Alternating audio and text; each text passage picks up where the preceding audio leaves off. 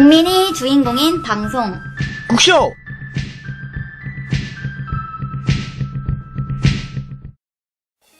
안녕하세요 국민 여러분, 국민사랑위의 김계선 미니관입니다. 저희 국사회에서는 정치, 경제, 언론, 문화 등 사회 각계 인사를 모시고 여러분과 함께 이야기 나누는 시간을 마련했습니다. 오늘 만나보실 첫 번째 인사는 화려한 소식어로 여러분께 잘 알려주신 분입니다. 한국의 장자박, 세 분의 대통령을 모신 분, 문재인 대선 후보 지지 연설. 누군지 눈치채셨나요? 윤여준 전 환경부 장관이십니다. 18대 대통령 선거를 치른 지 5개월이 훌쩍 지나 박근혜 정부 출범 이후인 지금 우리나라 정치와 대통령에 관해 어떤 생각을 하고 계신지 들어보도록 하겠습니다. 지금 만나보시죠.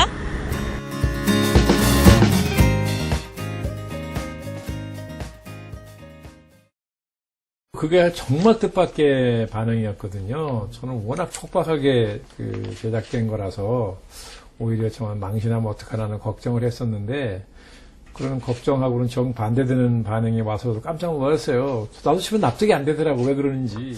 저는 그냥 솔직한 제 평소 생각을 별로 꾸미지 않고 말씀드린 거거든요, 그게.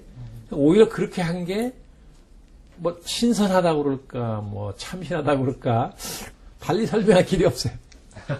네. 국민들하고 어떤 형태로든지 좀 교감을 해서 공감대를 만들어가는 노력이 필요하지 않느냐 하는 생각을 평소 하고 있었는데, 그렇게 보면 이 팟캐스트라는 게 굉장히 그런 교감이나 소통을 위해서는 굉장히 효과적인 매체거든요. 그 좋은 점이 그 제작에 별로 돈이 안 들어가요. 네? 그렇잖아요. 예. 그리고 그 형식이 일반 방송하고 달라서 상당히 좀 자유스럽다고 그럴까? 용이하다고 그럴까?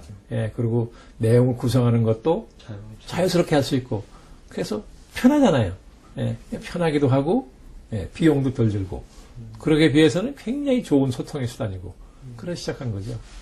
그런데 늘 이제 하고 나서 생각이, 내가 좀 더 많은 시간과 노력을 들여서 더 재미있고 더 유익하게 만들어야 되는데 늘 하고 나면 부족한 게 많아가지고 듣는 분들한테는 미안한 생각이 늘 있고, 예, 그래서 앞으로는 조금 더 공을 들여서 만들어 보려고 합니다. 네. 그게요. 제가 찬조연설을 했으니까 당선을 돕기 위해서 한 거잖아요. 그런데 결과가 졌으니까 그렇게 보면 실패라고 할 수 있죠. 저는 정말 그런 건 전혀 아니었고요. 원래 그러기 전에는 어떤 대선 캠프도 저는 관계를 맺지 않겠다고 생각했었죠. 문재인 후보를 만나봤더니 당시 제 생각으로는 박근혜 후보보다는 문재인 후보가 훨씬 더 민주적인 리더십이겠다라는 판단이 생겨서 그래서 그런 선택을 한 것이지 뭐 문재인 후보가 꼭 이길 거라든지 질 거라든지 그건 저는 고려 대상이 아니었어요. 네. 그거 2030 세대가 모르겠어요. 저 다 안다고 보는데 다만 내가 말하자면 어떤 동등한 내가 노력한 만큼 보상을 바란다. 뭐 이런 생각이 있으면 정치를 안 바꾸면 게 안 이루어진다는 거거든요. 그러니까 제가 평소 하는 말이 민주주의가 내 밥을 직접 만들어주지는 않는다. 그러나 내가 갖는 밥그릇의 크기를 결정한다는 거거든요. 좋은 일자리도 기업이 직접 만드는 거지만 기업으로 하여금 좋은 일자리를 많이 만들게 하는 것도 정치가 하는 일입니다. 자원을 배분해야 되니까. 그렇지 않습니까? 정책을 만들고. 그러니까 그렇게 생각을 해서 정치에 늘 적극적인 관심을 갖고 적극적인 참여를 해야 된다는 거죠. 그런데 다만 그 참여에는 책임이 따라야 된다는 거죠. 2030 세대만이 아니라 지금 전반적으로 국민들이 다 정치 혐오하고 경멸하고 정말 지금 분노하는 감정까지 가진 단계 아니에요? 헌법적으로는 거의 완벽한 민주적인 제도를 가진 나라였지만 사실상 그렇게 우리 민주정치가 별로 이루어지지 않았잖아요. 정치적 민주주의는 그래도 아시아에서 상당한 수준의 민주주의를 누리고 있는 건 사실이니까 이제 다 같이 참여해야 될 때가 왔다는 거죠. 그러니까 과거에는 그랬더라도 지금부터는 이제 그런 시대가 아니고 또 그런 시대가 아니어야 하니까 참여해서 바꾸자는 거죠. 피지배자의 시민의식으로 지배자의 행동을 하자는 거예요. 주권자 아니에요. 그러니까 문제의식이 투철한 시민의식으로 주권을 행사하자는 거죠. 네.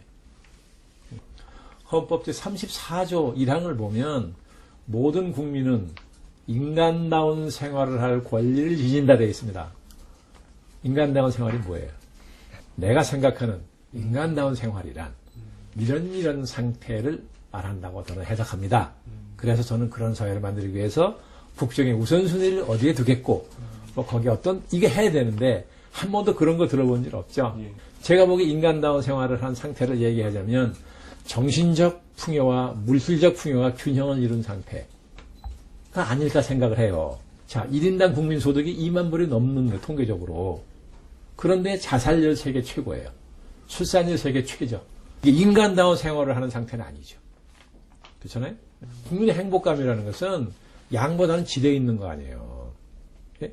지금 행복지수를 조사해보면 한국의 행복수 무지하게 낮아요. 그런데 우리가 생각할 때 아주 빈곤하다고. 예? 정신적인 복지, 물질적 복지가 균형을 이룬 거니까. 그런 사회가 온다면. 이상이죠, 이상. 그러나 우리가 이상을 하면서 가야 되는 거 아니에요? 예. 선거 때 이제 공약을 하다 보니까 표를 얻기 위해서 경쟁적으로 노력하다 보니까 자꾸 이렇게 좀 과장된 공약을 하게 되는 면이 있죠. 예, 그래서 뭐 공공연하게 선거 끝나면 공약을 잊어버려라라고 하잖아요. 그대로 못한다. 그러나 현실이라는 조건을 놓고 공약을 이제 수정 조정을 할 수밖에 없잖아요. 특히 복지라는 거는 이제 막대한 재원이 들어가는 거니까. 현실적인 조건을 따져보니까 할 수 있는 조건들이 많이 있었을 겁니다. 그러니까 자연히 그걸 조절하게 되죠. 조정하게 되고. 그래서 그러는 거 아닌가. 그건 뭐 어떤 대통령이 됐더라도 선거 때 공약을 100% 실천하기는 어려웠을 거예요. 그런 측면도 있는 거니까 꼭 저게 말하자면 선거 때 표를 얻게 한 수단으로만 복지를 얘기하고 전혀 생각이 없다. 이렇게까지 단정하기는 하는 건 좀 지나치지 않겠냐는 거죠. 증산하지 않고 복지에 필요한 예산을 확보하다 보니까 다른 부문에 투입돼야 될 예산이 그죠? 이쪽으로 변용되는 복지는 그런대로 당장 혜택을 받는 계층이 생길 테니까 뭐 증세를 안 하고도 그렇게 해서 복지를 잘 해서 다른 부분에 좀 주름살이 가더라도 당장 혜택을 당장 받는 계층이 생긴다면 국민들이 어떻게 보면 참아줄 것 같기도 하고 잘 모르겠어요. 두말할 필요가 없어요. 헌법 얘기했으니까 두말할 필요가 없는 게 1조 1항이 이게 대한민국이라는 나라의 성격을 규정한 선언한 조항이죠. 대한민국은 민주공화국이다. 그 원칙을 투철하게 인식하고 지켜야 되고 공화국이라서는 뭐 인민이 다스리는 나라라는 뜻이에요. 인민이 다스리는 나라. 임금이 다스리는 나라가 아니라 인민이 다스리는 나라라는 뜻이거든요. 그런데 인민이 직접 다스릴 수가 없으니까 우리가 대의제도를 만든 거잖아요. 국민의 대표를 뽑아서 대신 국가를 운영하게 하는 거 아니에요. 직접 선출하는 국민의 대표, 대통령, 그래서 행정권을 주죠. 또 하나는 국회의원이죠. 국민 직접 선출하는 국민의 대표입니다. 입법권을 줬죠. 그래서 행정권과 입법권을 나눠 가진 두 대표가 협의하고 협력하고 때로는 견제해서 견제와 균형이라는 원리를 가지고 나라를 운영해 달라라고 한 거지요. 이 투철한 공인의식이 있어야 절대로 권력을 남용하거나 인사를 함부로 하거나 부정부패를 용납하거나 이런 일이 안 생긴다는 거죠. 그리고 민주주의적인 태도가 내면화되어 있어야 민주주의를 제도로만 인식하면 안 되고 국정을 운영하는 방식 자체가 민주적이어야 된다는 거죠. 그러려면 평소에 그 가치가 내면화되어 있어야 되는 거예요. 그런데 그렇지 않았기 때문에 민주화 이후에 등장했던 대통령들이 다 민주적이라는 평가를 못 받았다는 거예요. 민주적인 가치가 내면화되어 있지 않았다는 얘기죠. 그러니까 제도 따로 행태 따로. 이거 아니었습니까? 이러면 안 된다는 거예요. 그러니까 헌법을 얘기하시면 1조 1항이 핵심이니까 그게 뭘 의미하는 것이냐. 대한민국은 국가란 말이에요. 국가의 특성이 뭐냐. 그걸 알아야죠.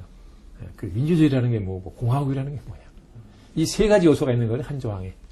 다 각각 투철하게 인식을 해야만 좋은 대통령이 될 수 있는데 취임하시면서 나는 헌법을 준수하고 국가를 보호하며 선선하는데 막상 헌법이 뭔지 잘 모른다는 거예요. 이제 제도의 측면이 있고 환경의 측면이 있어요. 행위자라는 측면, 세 가지 요소가 있습니다. 행위자는 사람이죠. 정치인이겠죠. 제도라는 말씀하신 그런 여러 가지 뭐 선거법이든 정당법이든 그런 제도고 환경은 뭐 분단 현실이라든지 뭐 경제 환경이든 이런 이제 문화 환경 이런 요인이 있는데 제도가 물론 중요한데요. 저는 주장이 제도보다는 사람이 행위자가 중요하다는 사람이거든요. 제도라는 건 어떤 제도든 장단점이 다 있어요. 그러니까 제도를 운영하는 사람에게 달렸다라는 말을 하지요. 많이 하지요.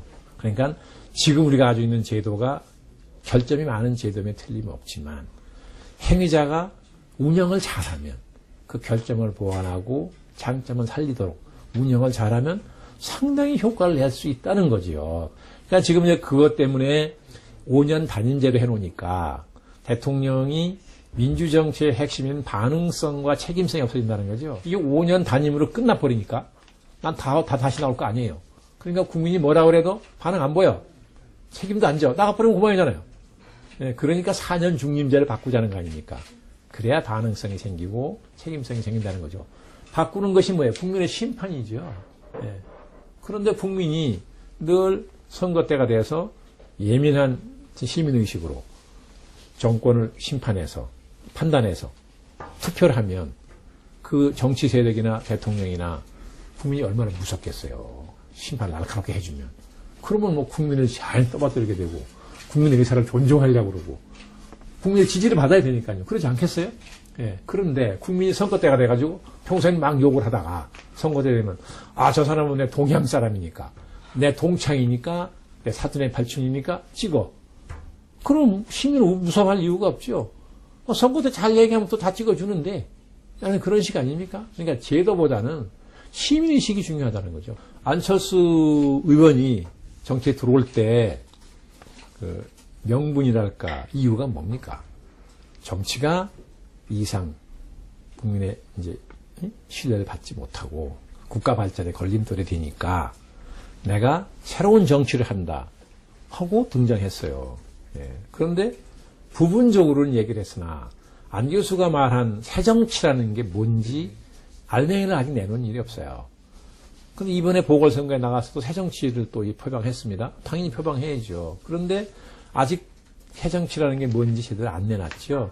그러니까 국민이 안철수 의원이 얘기하는 새정치라는 게 뭔지 거기에 동의할지 안 할지 판단하기가 어려워요. 그래서 그 새정치의 알맹이를 내놓고 내가 말한 새정치란 이런 것이고 그런 새정치를 이러이러한 방법을 통해서 구현하겠습니다. 라고 얘기했을 때 다수 국민이 동의하면 이건 정치적 회오리 바람이 일어날 수밖에 없죠. 우선 새정치라는 게 뭐냐 하는 알맹이를 내놓고 국민의 동의를 받는 거. 이게 아주 핵심이죠. 그거 없이는 아무것도 안 됩니다. 네.